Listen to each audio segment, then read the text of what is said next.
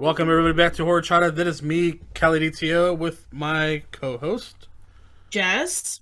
We are covering Sinister this week, and what is this? 2012, Ethan Hawke.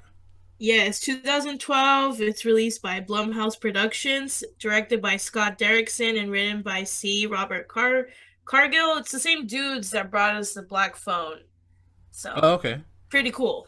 yeah. So it's cool that they brought Hawke back as a, you know, basically the starring role.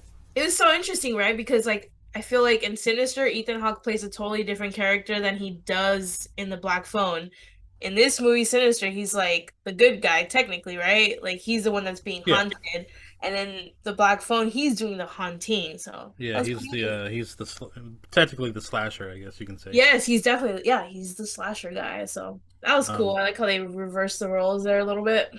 so this movie actually surprised me. I thought it was gonna be corny, just because I don't know why I never watched it, but I had friends that had watched it and they were like, "Oh, it's okay, whatever."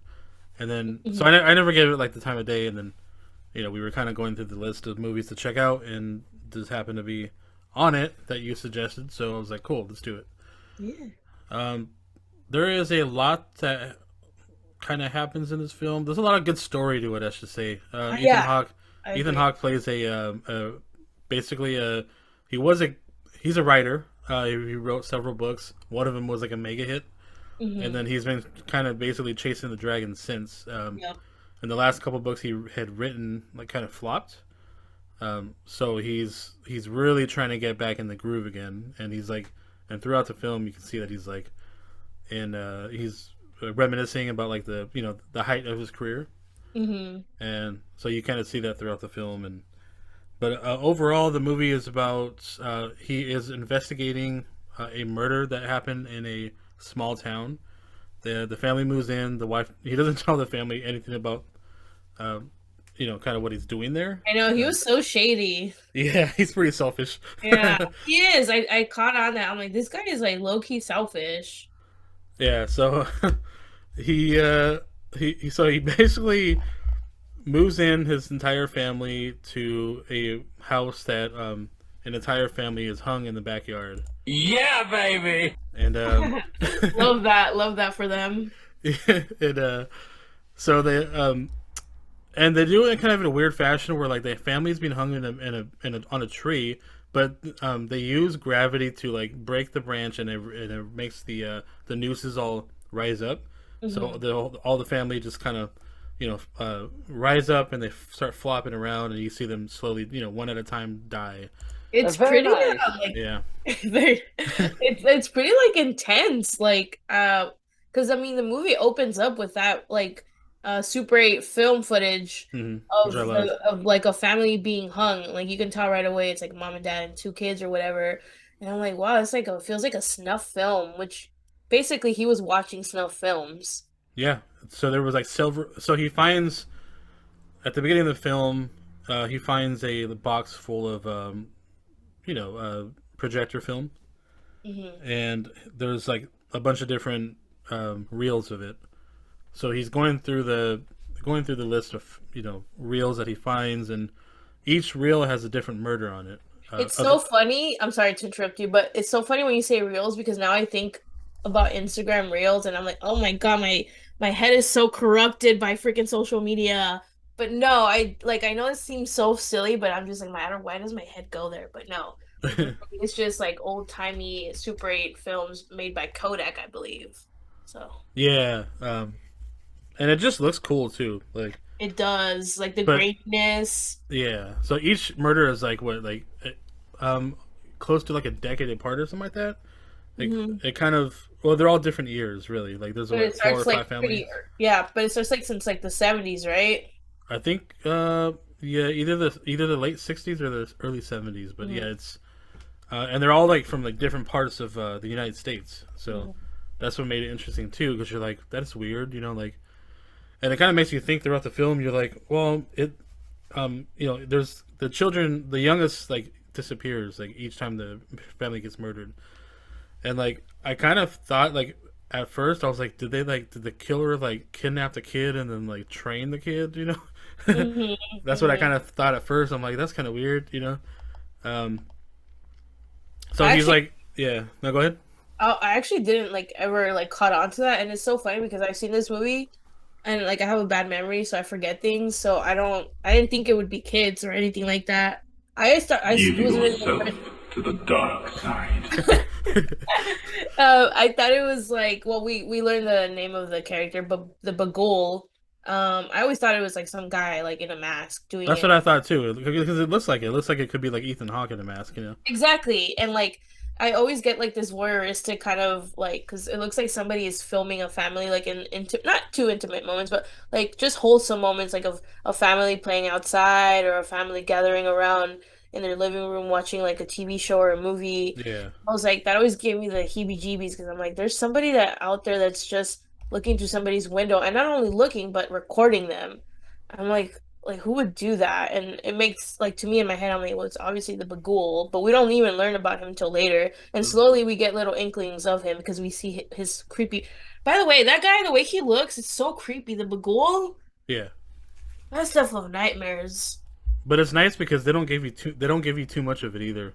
I like You that know. too. Yeah. Because sometimes like sometimes you like you get too much of it at first and it's too corny. You know. Mm-hmm. So they give you like side views of him a little bit sometimes, or like him like looking down or whatever. So you don't get like a full frontal picture until like the very end.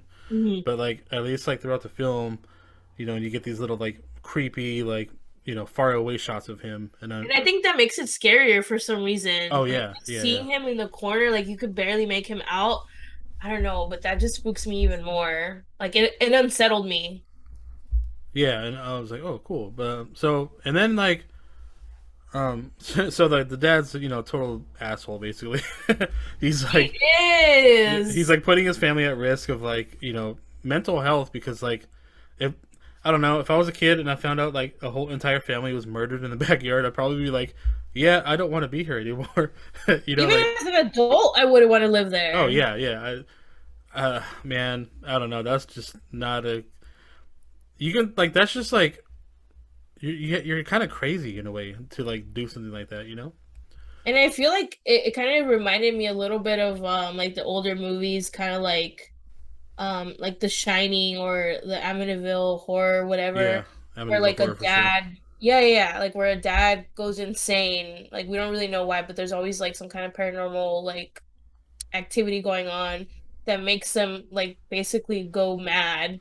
And I was like, this guy is totally going through that. He's like having a drinking problem again, and it seems like it's a pattern because it seems like the wife, like that was her biggest complaint, like, oh no, we're gonna do this again. Like it's something that he's done in the past, and maybe he's written books that obviously weren't successful compared to like the first one that gave him success, but he Kentucky continued Blood. exact, and there you go. That's the name of the book. I was trying to figure it out. And he was, he's trying to write this book, but at the same time he's putting his family in danger. And I'm like, dude, that's like literally that's fucked up. And at the same time, I was trying to figure out like, okay, like, is there any good in this person? And then I think about it is like, well, that book that he came out with is what afforded him that gorgeous house that we see later on in the movie. Hmm. And they had to downsize to move into a different house where murders happened, but the wife doesn't know. But he's doing it because he wants to like basically provide for his family, but he's just being very selfish about it. Oh yeah. Uh, it's pretty wild if you think about it. Hmm. Um, so family moves in. They're going through all this stuff. The children start acting weird too. What is it? The son starts to like draw stuff in class, Hmm. and then the daughter's drawing stuff on the walls a little bit. Throughout the film. Yeah. So obviously, and we learn that Bagul, is that what his name is? Yeah, Bagul. Bagul.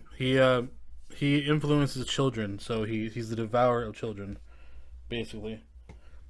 And the little weird things happen there throughout the film and whatnot. But yeah, what do you have more to add on? Sorry, I Well, lost track. we find out that the Bagul is basically like part of this pagan deity. Like he's this like soul eater of specifically children, and somehow he like he like if you see his face, he can basically make the kids enter his realm, or he can enter your physical realm and then kind of absorb you, and then he can make you do things. And later on, we find out why that's important, especially with all these murders and children's going missing. Um, yeah, he basically finds this out like through a professor because he's getting like outside help by the cops. And I thought this was so funny too, because when he moved there, right away the cops were like, "Oh, we don't want you here. Like, you gotta Well, leave." the sheriff The especially. sheriff, the sheriff, yeah. He's like, we don't want your kind around here, boy. Basically, yeah. And because I think the Kentucky Blood book depicted cops in a bad way, and the cops were Like they not. weren't doing their job, so he had to like do Yeah, it for them. but he does make friends with he calls I forgot, does he call him so and so or something like Yeah, that? he Like, calls it Deputy So and So. yeah, Deputy so and so, which I I'm really pissed love his character. now.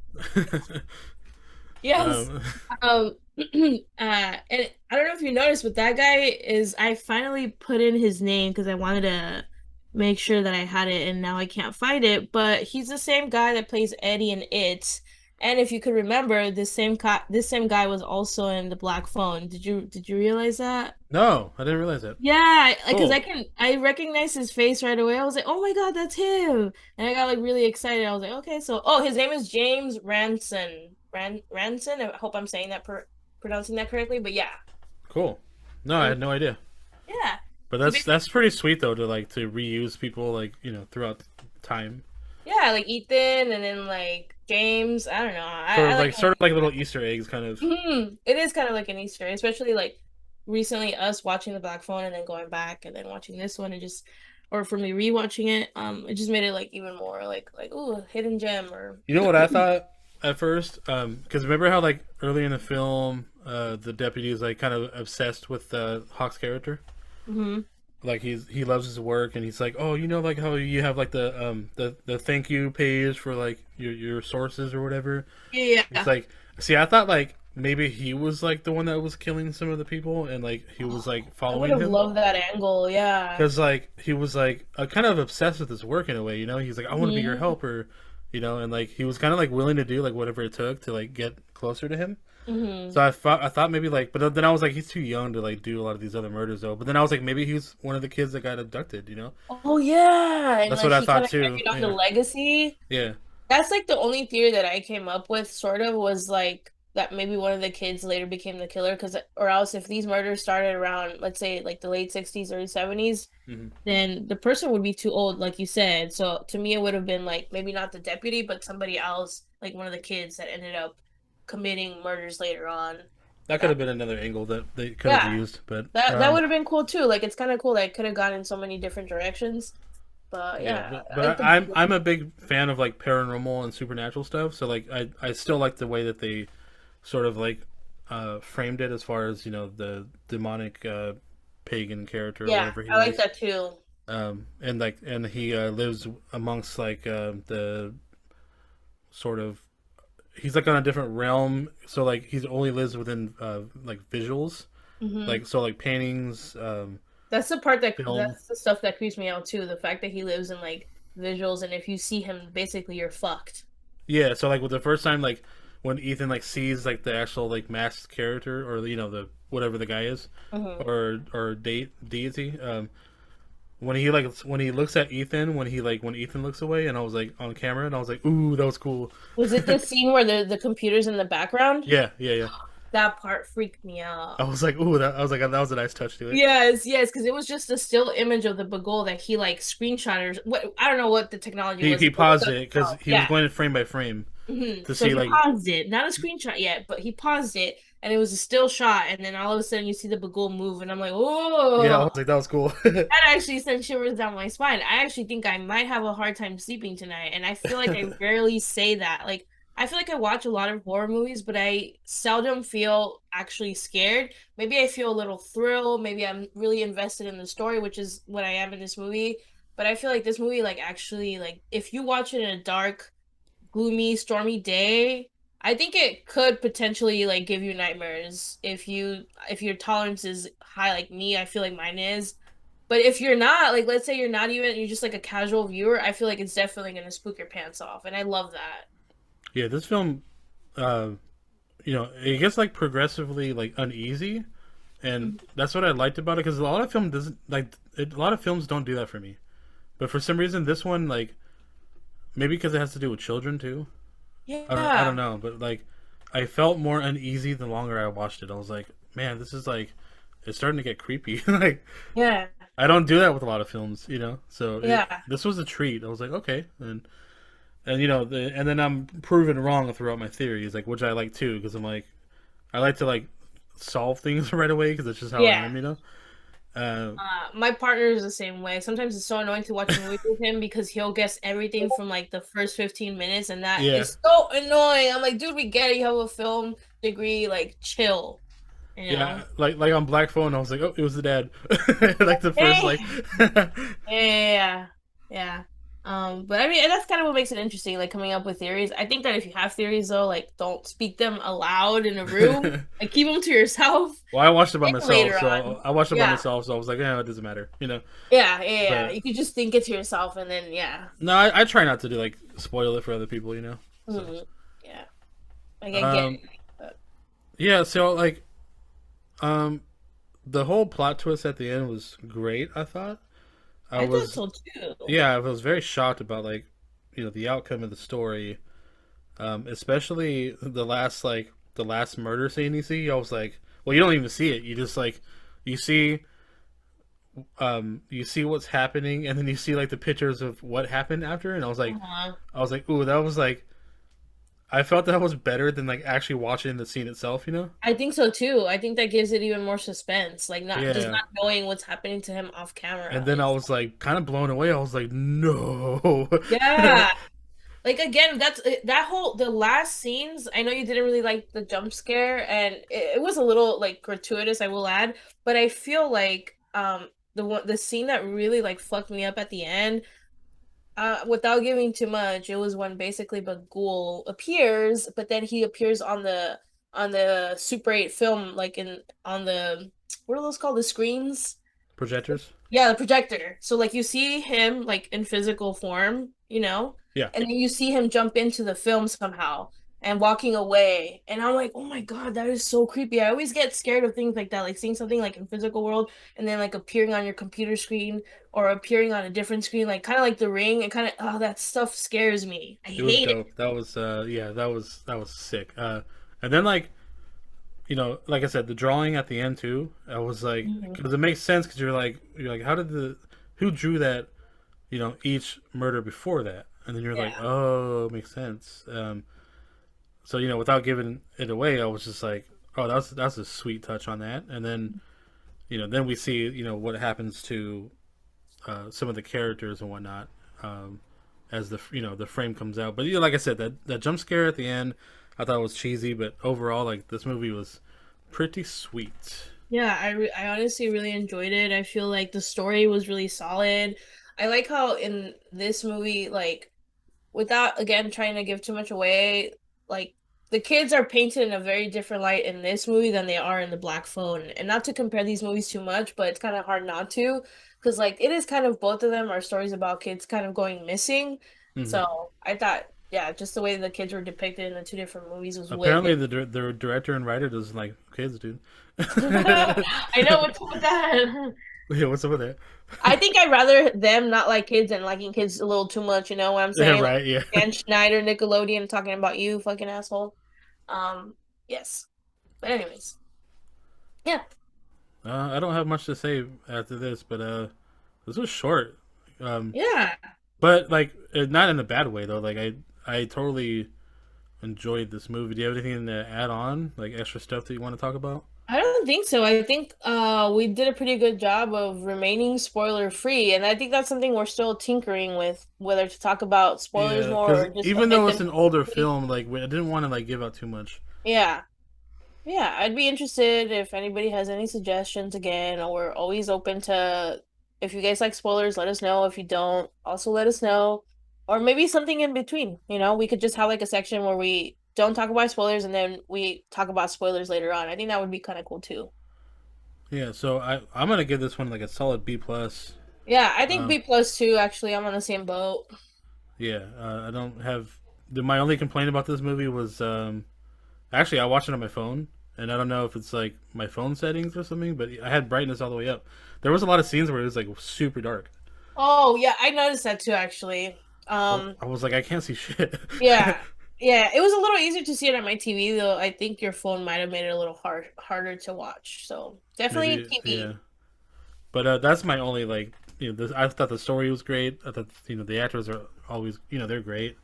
I feel Um, like this movie is a little bit underrated because I saw the tomato score and I was like, I feel like that's too low. Like I feel like this movie might need to be what was it revisited. like the '60s or something like that? Or Yeah, I just don't agree with that. Like I don't either. maybe I think maybe like eight, like maybe like in the late 70 percentages or yeah, like even early like, '80s. even the middle 75 I would accept, but anything Yeah, lower than 70 just seems like a crime. yeah, I don't yeah. It know. didn't do us justice.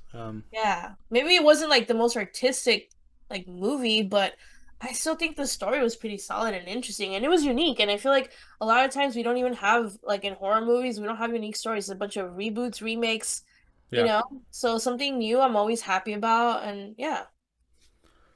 So those are who are listening. Please send us suggestions. We would love it. Comments. We would love for people to comment on our stuff, rate us. Hit that like, subscribe button.